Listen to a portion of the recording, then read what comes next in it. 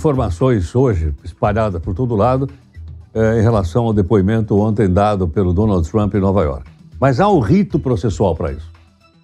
Para que a gente possa entender melhor, o professor Dr. Acácio Miranda da Silva Filho, doutor em Direito Constitucional pelo IDP, está aqui conosco. Doutor Acácio, muito obrigado por atender a Nova Brasil.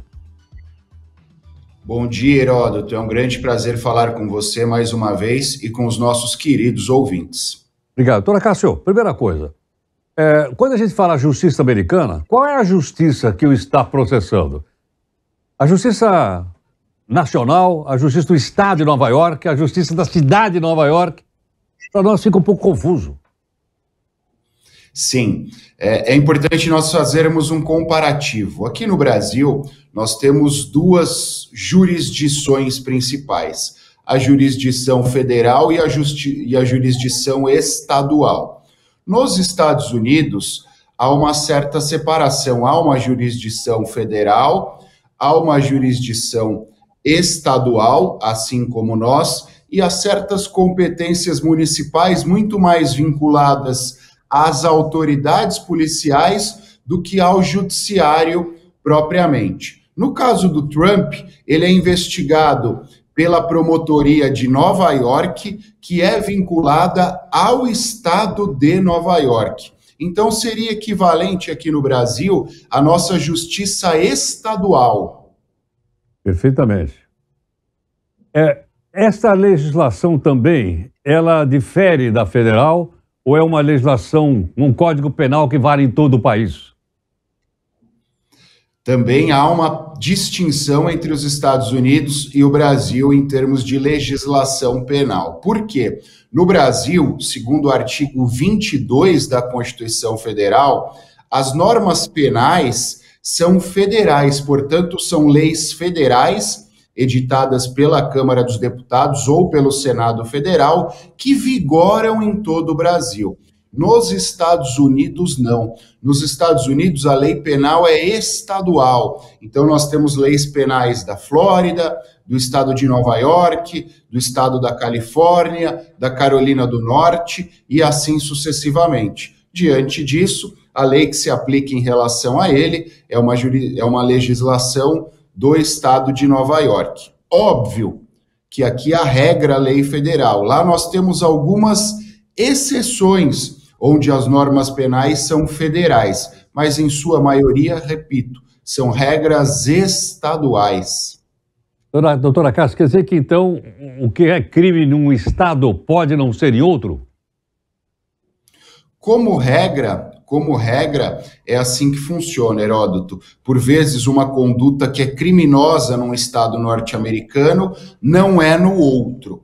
Óbvio que isso, em sua maioria, não acontece, porque os padrões sociais, que são aqueles padrões que determinam a criminalização ou a não criminalização de determinada conduta, normalmente, em relação à maioria das condutas, são universais. É o caso da tutela do direito à vida, é o caso da tutela da nossa liberdade de ir e vir, é o caso da tutela da nossa liberdade em relação a escolhermos as nossas parceiras e assim sucessivamente. Contudo, no caso do Trump, apesar das peculiaridades, o que se tem é uma conduta criminalizada em todos os estados norte-americanos, que é a corrupção perpetrada por um agente público ou por um pretendente a ser agente público que utilizou dinheiro público para o pagamento de despesas pessoais, agravada esta conduta pelo fato que ele pagou despesas pessoais relacionadas a uma outra modalidade de corrupção, através da qual ele comprou o silêncio de uma pessoa que poderia prejudicá-lo eleitoralmente. Doutora Cássia, então, só para eu, como jornalista, a justiça americana condena ou absolve? Eu teria que dizer, a justiça do estado de Nova York condena ou absolve, é isso ou não? Exatamente. Porque quando eu falo a justiça americana condena, a gente já acha que é a justiça dos Estados Unidos, como se fosse no Brasil. Na bem da verdade, se nós falássemos no Brasil a Justiça de São Paulo, não estaria equivocado, porque nós temos uma justiça estadual, um Tribunal de Justiça do Estado de São Paulo, que tem autonomia jurisdicional, autonomia administrativa e autonomia financeira. E, a rigor, nós temos um único sistema de justiça separado a partir de regras de competência. Nos Estados Unidos funciona da mesma forma, contudo, há uma maior autonomia por parte deste Poder Judiciário e também há regras estaduais a serem observadas, ao passo que aqui no Brasil, na sua maioria, ou a regra efetivamente, é a observância de regras, de normas federais. Dona Cássio, usando ainda essa comparação para a gente poder entender de uma forma bem didática. Aqui, quando a pessoa está sendo processada, não está na cidade, o juiz pode mandar ouvir por precatório, não pode? Pode, há essa possibilidade. E lá, pode ou não? Lá o homem teve que pegar o jato particular dele, fez todo aquele mise-en-scène, foi lá no hotel dele, lá no Trump Tower. A CNN ficou 24 horas mostrando e o homem foi lá falar com o juiz. Olha que força que tem o juiz. Exatamente. A gente tem que extrair duas informações do depoimento dele. Primeiro, como regra, não há carta precatória. Aqui há carta precatória, então se o acusado, se o réu, se a testemunha está em outra comarca, o juiz determina a emissão de uma carta rogatória, precatória, aliás, desculpa, para que o juiz daquela comarca onde a pessoa está faça a sua oitiva. Nos Estados Unidos, não. O Trump, desde que perdeu as eleições em 2020, está sediado, está vivendo na Flórida. Os crimes supostamente foram cometidos em Nova York, então, ao invés de ser ouvido por uma carta precatória, ele pegou o avião e compareceu perante o juiz e o promotor de Nova York. E uma outra peculiaridade diz respeito à ausência do foro por prerrogativa de função. Por mais que ele seja um ex-presidente, como regra, os crimes foram cometidos durante o exercício do mandato. Aqui no Brasil, se isso tivesse acontecido, em relação aos crimes cometidos durante o mandato, seria preservado o foro por prerrogativa de função. Nos Estados Unidos, não há o foro por prerrogativa de função. Seja ele presidente, seja ele ex-presidente, todos os atos, e especialmente o julgamento, são praticados perante o juiz de primeira instância. Que coisa, não tem então foro privilegiado lá? Lá não existe, diferentemente do Brasil e dos países europeus e até da Inglaterra, até fazendo justiça. Nós, aqui no Brasil e na Europa, adotamos um sistema jurídico chamado de civil law.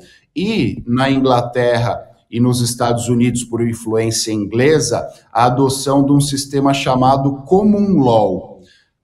Os países que adotam o civil law, que é o nosso caso, têm uma maior tradição na existência do foro por prerrogativa de função.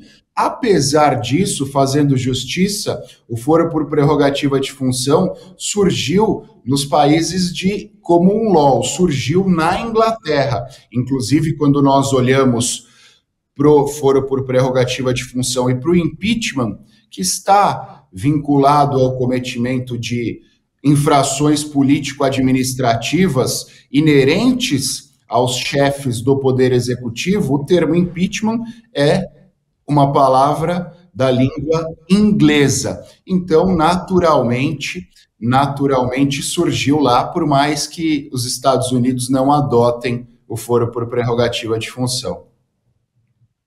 Interessante. É interessante até a gente acompanhar para a gente poder fazer algumas comparações, sem entrar no mérito se é bom, se é ruim, apenas para a gente poder entender. Porque às vezes eu mesmo como jornalista não entendo e não consigo explicar direitinho para as pessoas, por isso precisamos do seu conhecimento aqui conosco. Professor, muito obrigado. Exatamente. Obrigado, Heródoto. Sou eu quem agradece. É sempre um prazer estar com você e à disposição. Muito obrigado. Professor doutor Acácio Miranda da Silva Filho, doutor em Direito Constitucional pelo IDP. Tá claro ou não? Uma aula de história do direito, né, Heródoto? Exatamente. Vamos chamar assim, né? Depois de uma entrevista dessa, a gente sai melhor do que entrou, concorda ou não? Deu para aprender bastante coisa aí. Porque a gente aprende um monte de coisas e tal, e até corrige um pouco a maneira pela qual, eu estou falando em tese, né? Está sendo divulgada a justiça americana. Não é a justiça do estado de Nova York, foi o que ele acabou de falar aí. Não é? E os estados lá têm uma autonomia, tem até uma autonomia enorme em relação aos estados brasileiros. Por que o país chama Estados Unidos? Porque foi um grupo de colônia que se juntou para formar um país. Mas não abriram mão da sua autonomia. Senão não chamava Estados Unidos, Estados Unidos. Heródoto, isso daí foi organizado, sistematizado pelos chamados pais fundadores da pátria lá, é isso? Exatamente. Foi exatamente lá no Congresso de Filadélfia, em 1776, quando o Thomas Jefferson escreveu a Declaração da Independência, começando, nós, o povo, babá. E quando você for lá em Washington, você vai no Arquivo Nacional, está na porta do Arquivo Nacional, debaixo de uma placa de cristal, a declaração oficial, para a gente ler lá.